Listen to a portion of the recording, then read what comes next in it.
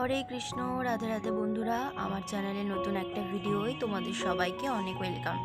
আশা করি আমার দর্শক বন্ধুরা তোমরা সকলে খুব ভালো আছো, আর গোপাল সোনার কৃপায় আমিও খুব ভালো আছি। তো দেখো বন্ধুরা, এখন গোপাল সোনার কিন্তু স্নানের সময় হয়ে গিয়েছে। তো এখানে দেখো গোপাল সোনাকে আমি একটু তেল দিয়ে ভালো করে গাটা মালিশ করে দিচ্ছি, কারণ এখনও যেহেতু সেইভাবে গরম পড়েনি, তাই এখনও কিন্তু গোপাল সোনাকে আমি তেলটা মাখাই।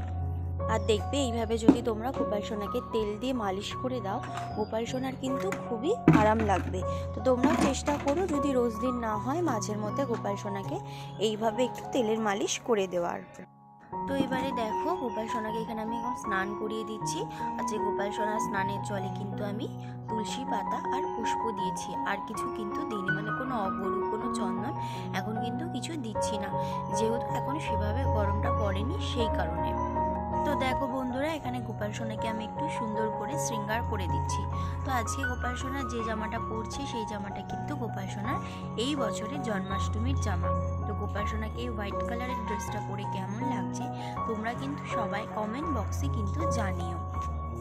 তো এবারে দেখো বন্ধুরা, এই ড্রেসটার ম্যাচিংয়ে এক এক করে গোপাল সোনাকে হার, কানের দুল, চুড়ি সব কিছু পরিয়েই কিন্তু শৃঙ্গারটা এখানে কমপ্লিট করে নিচ্ছি।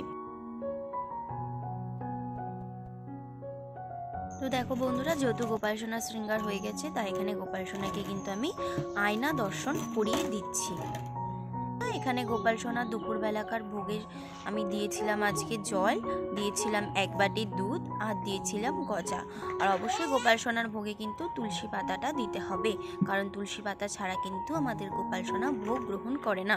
এবার তোমাদের কাছে যদি সবসময় তুলসী পাতা না থাকে, সেক্ষেত্রে তোমরা কিন্তু একটা তুলসীর মালা গোপাল সোনার ভোগের ওপর দিয়ে কিন্তু গোপাল সোনাকে ভোগটা নিবেদন করতে পারো। তা দেখো গোপাল সোনার এখানে দুপুরবেলাকার আরতিটা আমি সেরে নিচ্ছি। দেখো বন্ধুরা, গোপাল সোনার হাতের বাটিটা সরিয়ে নিয়ে আমি কিছুক্ষণের জন্য গোপাল সোনাকে ভোগটা নিবেদন করে বাইরে চলে যাব।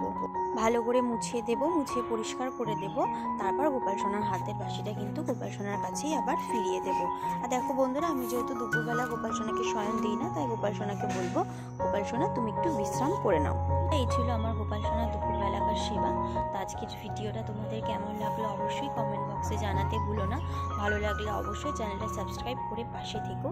দেখা হচ্ছে বন্ধুরা তোমাদের সাথে পরের দিন গোপাল সোনার আরও একটা নতুন ভিডিও নিয়ে। হরে কৃষ্ণ, রাধে রাধে।